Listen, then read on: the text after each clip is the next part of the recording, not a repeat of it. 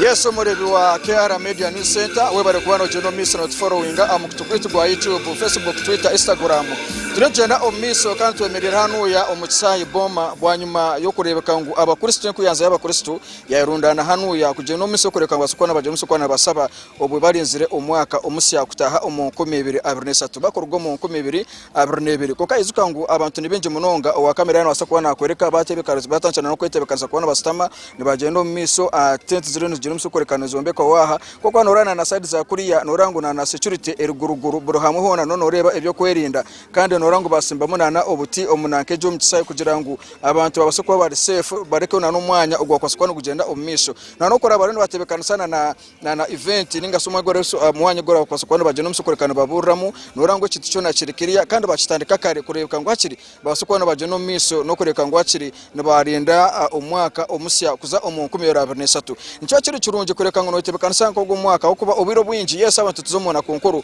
koka ekintu cyo Omwaka okuzo mu Mwaka n'ekintu cyo mutano munonga koko nura system rugena munonga omishwa koka ntumanya ngo ninga si ekikutekateka no kureka ngo abantu arabene baba barahanu yarako baroho omukuru